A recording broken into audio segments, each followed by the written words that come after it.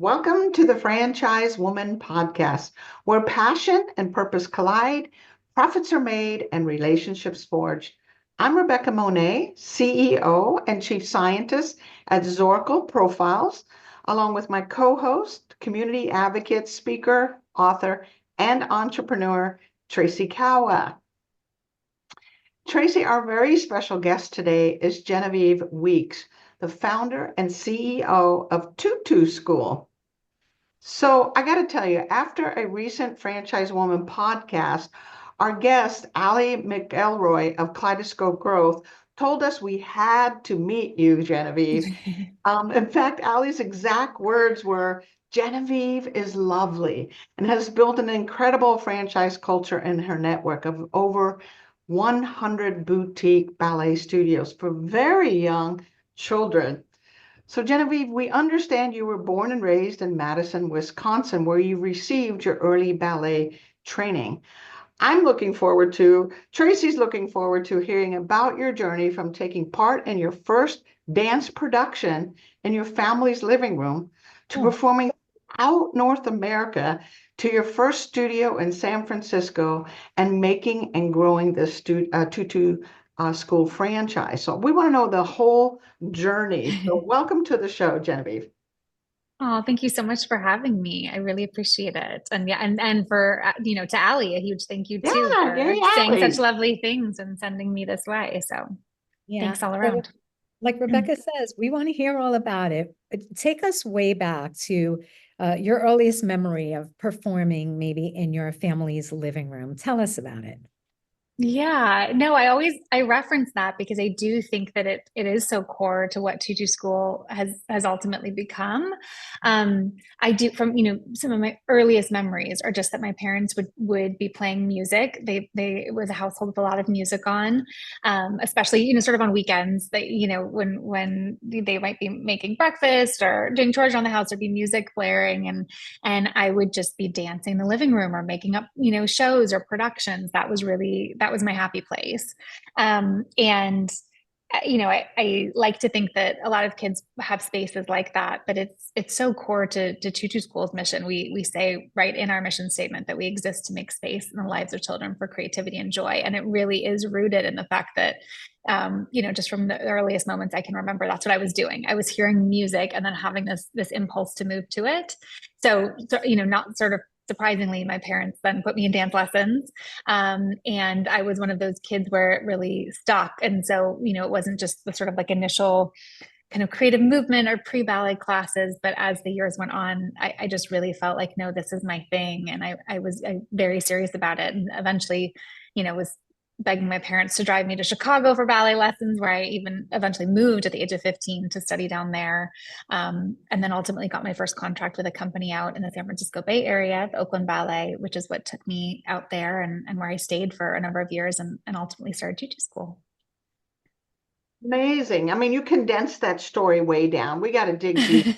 So I liked how you referenced that your parents made space for you with the music on and encouraging your creative expression. I don't think all of us as parents even notice those things. I remember my son being incredibly good at Legos, right? Mm. When they weren't, patterns and you put them together, but when you really had to use your creativity. And I always thought I should have done more to develop his building skills, and maybe he could have been an architect. But I was so busy being a mom that I didn't really develop that. Can you talk more about making space as a parent for our kids? Yeah, I think it's such a good question. I mean, speaking as a parent myself, and I have three kids, I think it's a matter of getting a little bit out of our kids' way. I think sometimes, I think it's as important as it is to make sure they have the space to be creative and to really discover these things about them. I think right now there's a little bit of a tendency in my generation of parents to sort of over schedule and over program your kids.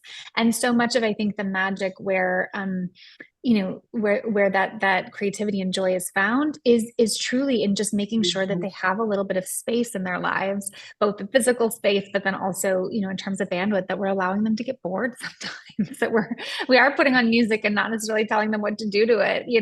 It's actually a pretty fundamental part of our Tutu School curriculum, is that in addition to all of the sort of more planned and structured activities that a child will get in a class, that there's like not a lot, but there's a good chunk of class that's unstructured creative movement time, where they're being given a prompt, or they're learning a classical ballet story. They might be learning Swan Lake or Sleeping Beauty, but the way in which they're engaging with it or interacting with it is that they were given some sort of cue about what a character might be feeling or imagining a part of the story. And then we're just putting on Tchaikovsky and saying like, okay, now show us that, show us how that feels, show us what that would look like. And I think that's so important, and sometimes is tricky for parents to find their way into themselves, which is where I think we can be helpful. But I think it's a balance. It's looking both for opportunities for your children, and then also sort of, not forcing it, not overscheduling them, not over programming them, so that they have a little bit of room to just find those magical moments. That's amazing. It sounds like you're talking about a balance between structure and dance improv.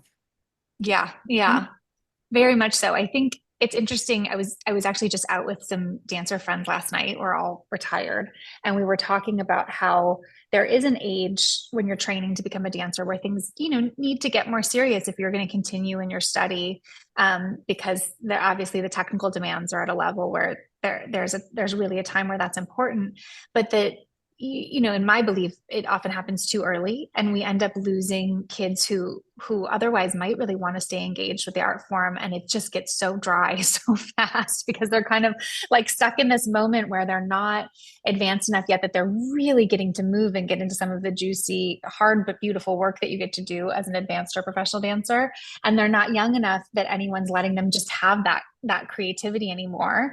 And so they're just sort of stuck in this middle spot. And so a part of what Tutu School does, I think, is really challenge the idea that there can't be both for as long as possible, right? And knowing fully that so many children are who come through our doors are not going to become professional dancers, right? That's not why they're there. But we hope that they become appreciators of the arts. We hope that they really fall in love with ballet, with music, with movement, with some of the stories from the classical repertoire we're teaching them. And so we really want to make sure that we're engaging them versus, drilling technique into them. On the other hand, we do have some students who are going to want to study more seriously later on. And so we do want that technical foundation to be there. We want it to exist in really age appropriate and developmentally appropriate ways. So they're getting this base that if they do want to study later on, they have that and they can take that with them, and they haven't developed the bad habits that come with study getting too intense too fast.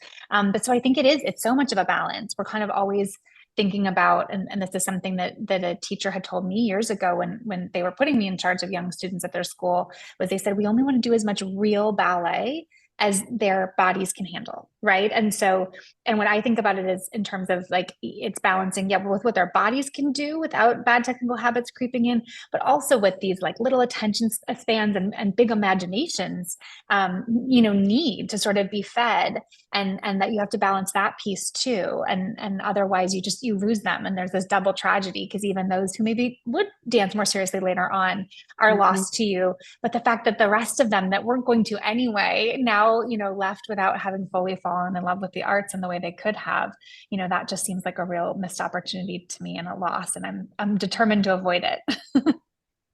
I'm guessing that's also why I'm projecting here, but why you've chosen a very particular niche of working with very young children while they still have that creativity and self-expression. And even though they may not be quite ready for more structured and disciplined instruction. Is that why you chose the little ones? The littlest ones. Yeah. Well, a couple of reasons really. So, Tutu School it's a collection of boutique ballet schools. We start as young as 6 months old, which is, those are in those infant classes. It's, caregiver classes, obviously, where we're focused on development, and really working on, caregiver infant bonding and developmentally appropriate activities, and all the way through toddlerhood when they still are taking class with caregivers. And then at 3, they start attending independently. And we go up till 8 years old. So like you said, it's this very specific, narrow focus, this hyper focus. And it was really born out of two things. One was that when I was still dancing professionally, one of the schools I was teaching at put me in charge of their preschool division. And I just really fell in love with teaching that age group. And I always say it takes a sort of a special kind of a personality, because it's a little bit like herding squirrels to teach 3-year-olds ballet. But I loved it. And I really recognized immediately that it was what I believed in the most about ballet. And so I started, just really thinking about what all the possibilities would be for teaching that age group. And then the entrepreneurial part of my brain was also seeing that it was this very neglected, part of the dance world, the dance education space. At schools that taught all ages or all styles and focus more on other things, it was really this afterthought. It was just sort of like, who's going to teach the 3-year-olds on a Saturday morning? Like, somebody go do that. And yet it was still, and I believe still very much is, this milestone moment where it was like, where are they going to take their first ballet lesson? And yet the experience was really neglected. The opportunities were small compared to what the demand was. And so focusing on this age group and having this hyper focus and really setting up a program in a way where we could tailor every aspect of it, from the curriculum and the training for the teachers to the space, the trade dress and the branding and the messaging and all of that, very specifically to a magical introduction to ballet. It became very intentional and became, the result of an opportunity I saw in the market, but it really started because of my passion and the fact that I was drawn to what I thought that sort of foundational role could be in the lives of children if you were really just focused on providing this experience. That's so cool. So awesome. What do you think the impact is of starting children so young? Like, what do you notice later on in life? Like more confidence or higher self-esteem or great? Like, what do you notice? It's such a good question. I think there's so many benefits. I mean, you've touched on a few already. You see that kids really feel comfortable in their own skin, right? When kids that get to practice just having that sense of awareness of their own body. I mean, simple things that when they're as young, as our students are, we're working on things like how big can you move, how small, how fast, how slow. Talking about the ways in which they're moving through the space, the directions of their body. They're developing this confidence and this sense of their own body. In a way that feels really intentional and thoughtful.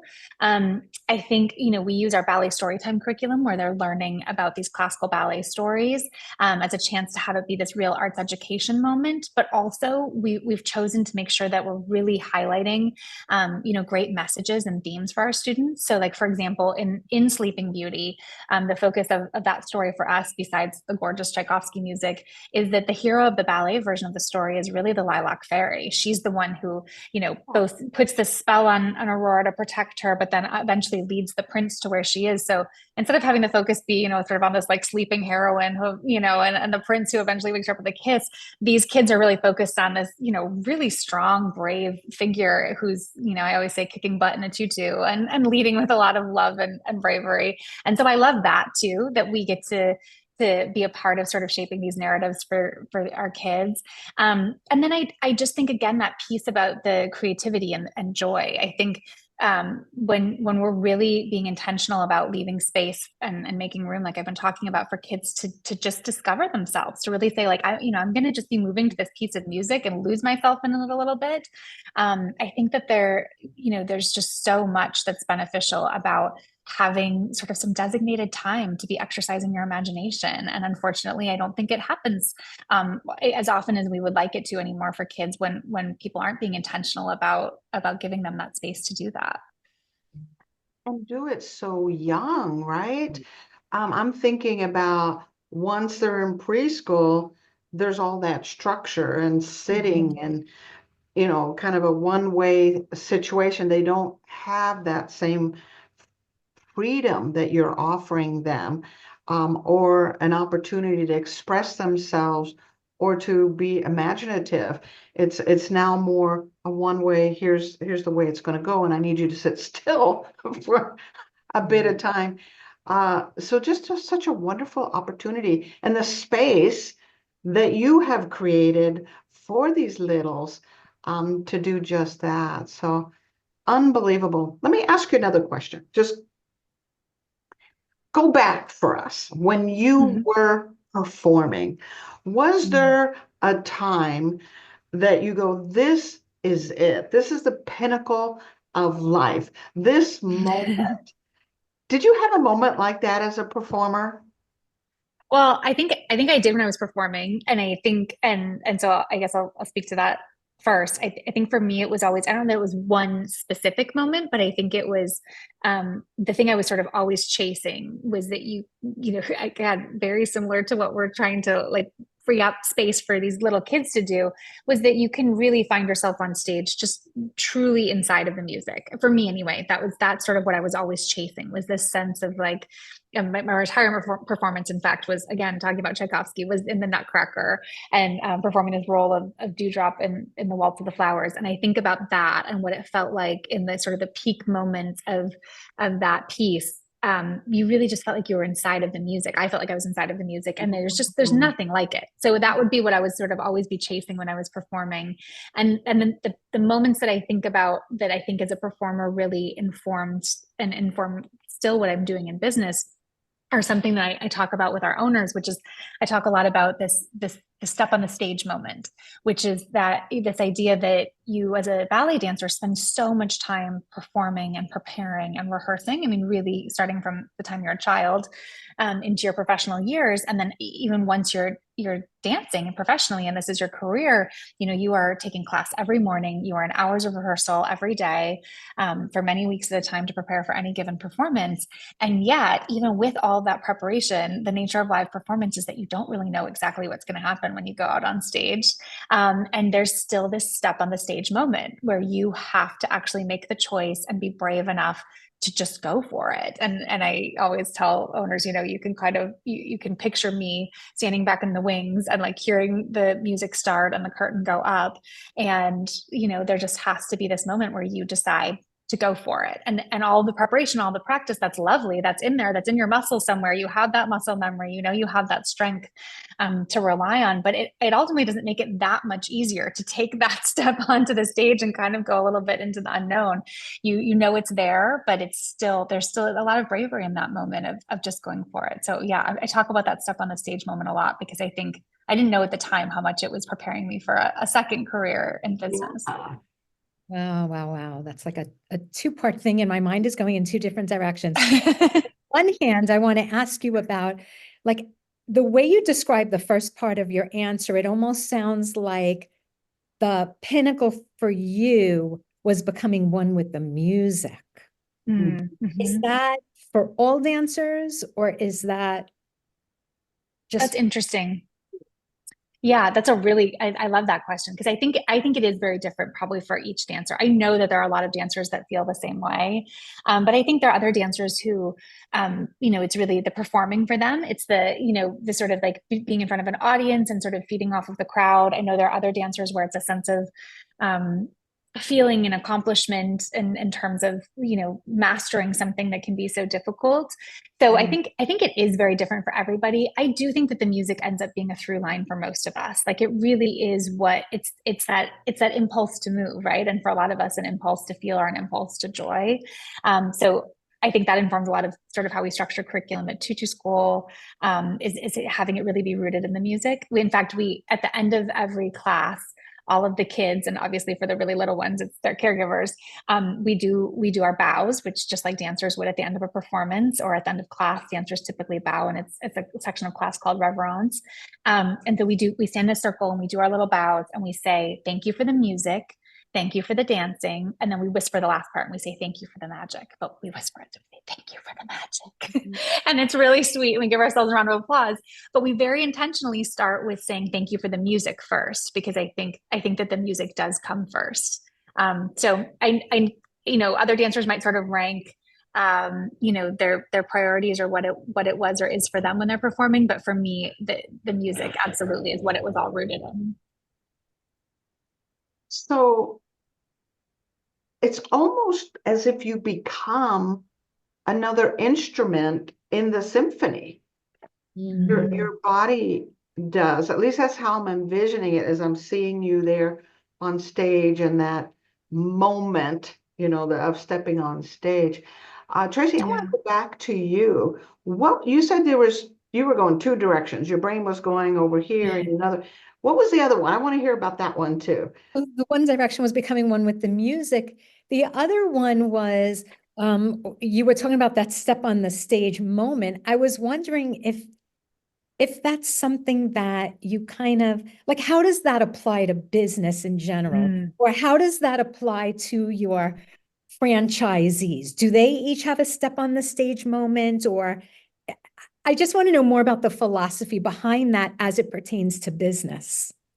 Yeah, no, that's a great question. I think, so I think I see it in terms of, because we see with our franchisees, with our Tutu School owners, all different personalities and temperaments. And so I'm sure you've probably seen this in business too, where it's like, you have some where, it's endless spreadsheets and research and preparation before making any decision, whether it's to start a business or just to make some decision about the business. And then you see others who are kind of like, I'm going to, jump in first and then I'll figure it out later. And in general, I think that there needs to be balance there too. And so I think what we're talking about with owners, when we're talking about that step on the stage moment, is like, yes, we need to do all the preparation. I look at our role as a franchisor to be providing them with all of the tools and the layers of support they need to make good decisions when they're taking risks in business, whether it is the decision to sign for the first franchise or maybe to open up an additional location or make a new hire or add a new layer of programming. But at the end of the day, I think even with all of that preparation, I think what makes an entrepreneur is that decision to just go for it. Right. So I think you have to have both. I think, you have to have the equivalent of our rehearsals and all of our classes and the preparation for the performance, but it doesn't take away the fact that at the end of the day, there's still a moment where you have to, step out of the wings and step onto the stage. And I think that that's what really separates entrepreneurs from people who are not entrepreneurial, because there are plenty of people who would just kind of get stuck in the wings and say, nope, I don't think I've done enough yet. And I think that I really didn't understand until I'd probably retired how much a full career of doing that all the time, of getting, you even a little bit in class, when you're a ballet dancer in class, you have parts of class that you do each morning where you're dancing in front of the rest of the class or the company, and they're almost like mini performances. And so there's so many moments where you get used to just putting yourself out there and saying like, okay, here I am going for it. I'm truly putting myself out there, exposing myself, making myself vulnerable in this rehearsal and in this class, and then eventually in this performance. And I think that was such good training for that bravery muscle for me that now I try and impart to owners too, to say, yes, let's make sure we're prepared. Let's make sure we have the information, that we have the numbers, that we're, and then from our end, again, as a franchisor, that we're providing you with that support, but still know it's ultimately going to come down to this moment where you just have to go for it and you won't know exactly what's going to happen.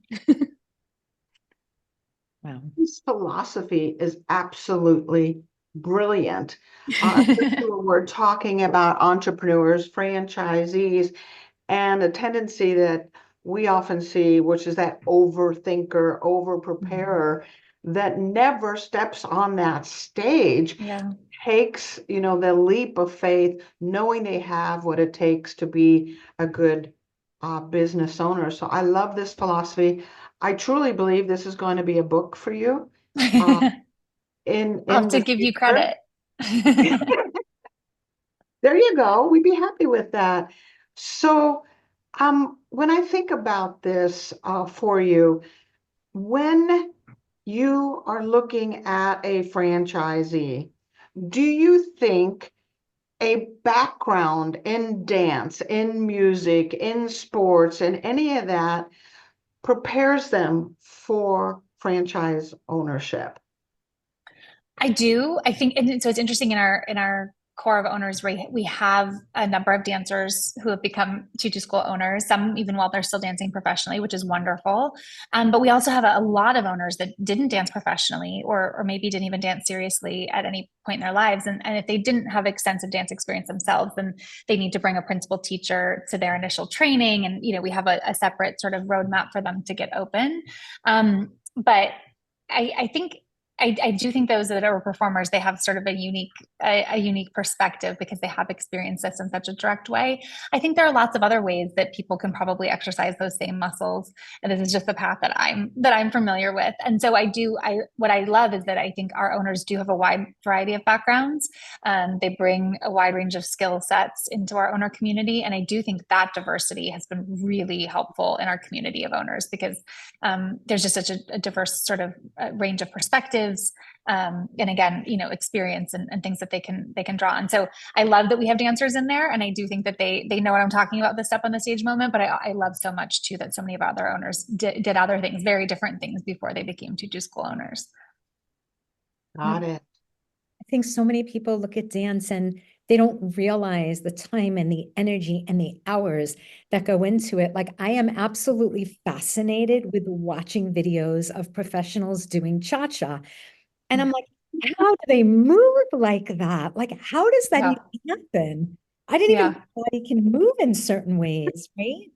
So talk to us a little bit about discipline, right? The training, the discipline, what goes into it. And then from there, what comes out of it? Yeah, no, I love that. I think, obviously, it doesn't apply to our students, right? They're still young enough that they're only getting the tiniest sort of little bit of a foundation for technique. But as a professional dancer, that was a huge part of my life, and has definitely translated, I think now has served me well, I'll say, in the business world. And I do think it's, it's having a goal, it's having a fixed goal, and then being able to just sort of orient everything towards that, right? And I think that what's sort of unique about being a ballet dancer, and certainly I'm sure I know a handful of other careers too, but maybe from the rest of the world, is that it's typically something you've had to identify at a very young age. So it's not just like, oh, at some point I graduated from college and I decided maybe I want to go do this, and then I've been working towards this career. It's like, no, we're talking about this has been a goal since, you were probably 6, 7, 8 years old, and that you kept that as your goal that you were working for throughout your pre-adolescence, your adolescence, and then into adulthood. And I think, certainly discipline is a huge part of that. And I think it again, because I was saying, like, you go to class every day. It's not a like, oh, when I feel like it, it's like, no, you have to maintain that sense of consistency. That cadence is so important. And so I think it's really about, and this is where I think it served me well in business, is that I think it's really about having that long-term goal, like being able to see the whole arc of something. Certainly there can be, like, in the short term, there can be sort of, more near-term gratification and like, oh, I got this really juicy part that I loved, or this performance went well, or oh, that was a great class. But so much of it for years and years and years is really about this broader calling, this sense of, I really believe in this, not just as a career path for me, but also in that, as an artist, there has to be a part of it that you believe in what you're putting out in the world. And so being rooted in that. And I think that's where now I see the parallel with Tutu School, is that it's like, well, we're such a mission-driven company. I'm very used to, and have had a lot of practice and training in having this broader, bigger sense of something that really matters to me over the course of many years, and then working towards that. And ballet was absolutely the best practice for that, because it really did start when I was very young. And there were certainly tons of obstacles over the course of my whole time training, and then working to get my jobs, my first contracts, and then keeping them, and then working to get good roles that made up a career. There was just always a lot to be working for. And if it had ever just been about like the next thing around the corner, it wouldn't have been sustainable. It always had to be about this broader overarching sense of mission that I felt about just what I believed in and loved about ballet, and what I hoped I could be putting out in the world as a ballet dancer. And that feels, again, very parallel to now at Tutu School, the sense of, it's certainly not easy running this business. There can be plenty of challenges and ups and downs, but because I'm just never, the mission for me is never in doubt. The sort of broader purpose of what we're doing is never in doubt. It doesn't make it, I wouldn't say it makes it easy to be following through on that. It just means that I'm not as susceptible to sort of the highs and lows. I've had a lot of practice at working towards a very long-term goal, or something that just has a much sort of bigger picture drive behind it than just the successes of, the next quarter. That's So awesome. it sounds like this passion for dance now has turned into where it's collided with the purpose, right? Or what you're calling a mission. much of what you talked about. Can you articulate the mission in a sentence or two? What is the mission of Tutu School? Yeah, no, we have a long, lengthy statement of mission and identity. But if I was going to boil it down into two sentences, I would take two sentences, one from each part of it. One is that we exist to make space in the lives of children for creativity and joy. And then further on down, we say we exist to make space in the lives of entrepreneurs for creativity and joy. And we really do look at it in both of those ways, right? That it's both the experience we feel that we're providing to children and their families, but then also that we get to be a part of all of these entrepreneurial journeys through franchising, and that we exist to make that same space for the entrepreneurs that we're supporting and leading on this journey. Wow, that creative space. That's right, because kids need it and entrepreneurs need it, right? For anything that you're putting out in the world. I love that. Thank you for sharing that. Yeah, no, absolutely. We're proud of it. So Genevieve, talk about the future. We already know you're going to write a book. Yeah, that's decided. Now we've decided that's happening. Rebecca's going to be the publisher. That's right.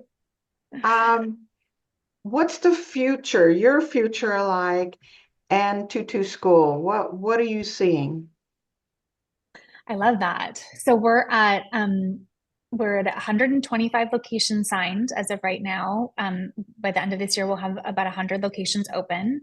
So we're across the US and now with a location in Canada and one in the UK. We're still a much tighter knit community than that might imply as far as the ownership community. So we still have 50 ownership teams that own all of those. So I tell people all the time, our first 4 franchisees, actually, each of them has 6 to 10 locations each. So we've been really lucky that one of the ways we've grown organically is that so many of our Tutu School owners want multiple Tutu schools or want their own little communities of Tutu schools. And so that's been a really special thing about our journey, is that our ownership community is still very tight knit at this point, even though we've surpassed the 100 location mark. And I think that's really what I look at in terms of driving the future for us, is that we don't want to lose that sense of community and that closeness. We're excited about the growth. We're excited each time we add a new owner, each time we add new locations.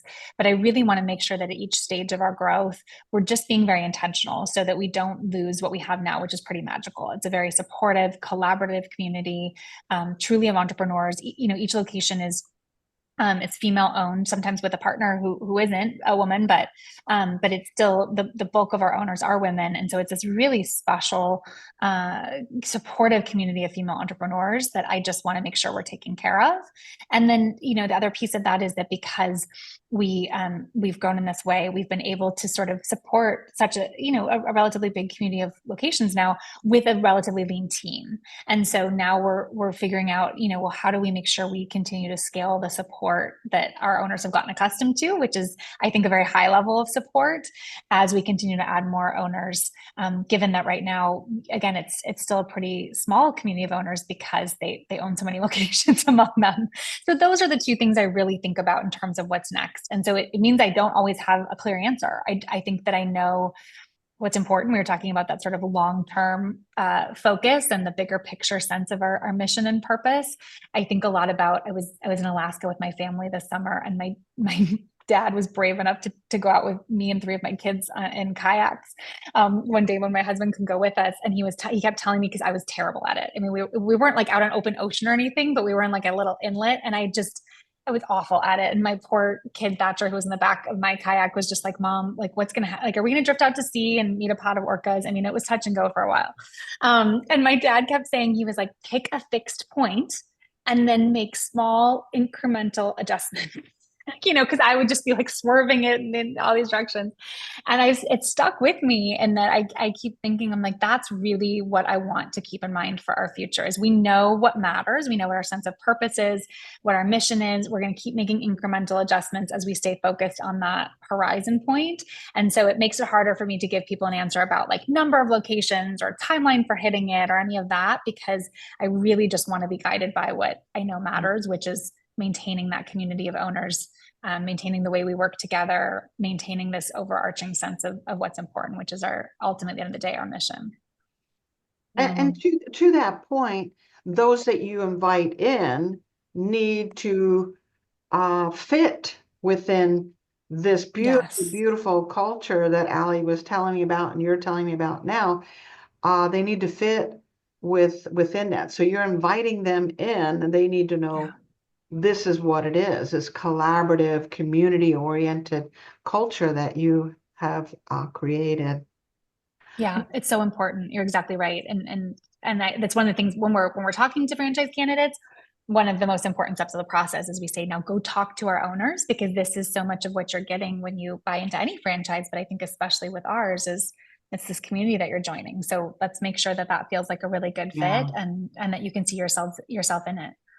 And isn't that really just like a dancer's wardrobe? You can't have Mm, just one tutu. yeah, right. Exactly. Exactly. I love that. That's so true. For sure. So Genevieve, for those that are listening in and they want to learn more about Tutu School, how can they get hold of you to learn more? I love that. I love that question because we would love to hear from them. So we're at tutuschool.com and we're at Tutu School on Instagram and Facebook. And they are more than welcome to reach out to us at twirl@tutuschool.com if they'd like any more information about franchising or any of our programs. If they're looking for classes or to attend a Tutu School, we can also point them in the right direction and get them to the one nearest them. It's beautiful. Again, thank you, thank you, thank you for joining us today, Genevieve. This went super fast. I wish we had another 2 hours. So thank you for It did. joining. It flew by. It flew Isn't by. it crazy?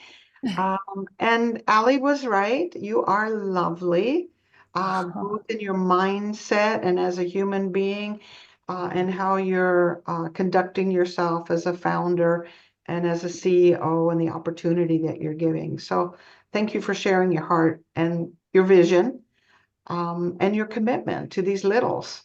It's Oh, just, well, thank you. Thank you uh, so much for having me. I loved the conversation. I always love talking about Tutu School, but you made it especially interesting and ask questions I haven't been asked. It was fun to tie it back to my performing career as well. So no, I really enjoyed this. Thank you so much. our pleasure. Tracy, any final words from you? Yeah, I mean, I've really enjoyed this conversation, Genevieve. And for me, my takeaways were two things that you were reminding us all of, really, which is to make the space, right? Because even as parents, we have to be reminded to make the space, or even if we're not parents, like to make the space for others. You can guide, you can suggest, you can, have thoughtful pointers, but at a certain point to move out of the way, to make the space so that somebody can use their creative imagination, to take what you've said and incorporate that and synthesize it with everything that they are. So that was a great reminder. And the other was that step on the stage moment, which again applies not only to dance, but to life. I think there are times that, we prepare. It could be something as simple as giving a presentation, right? In an office, and we prepare and we prepare and we prepare. And then we're filled with anxiety. Oh my God, I have to give this presentation, like Rebecca was mentioning about, her presentation. So those are just fantastic reminders to all of us about, you prepare and then you step into your bravery, right? But final question for you, just really, really quick.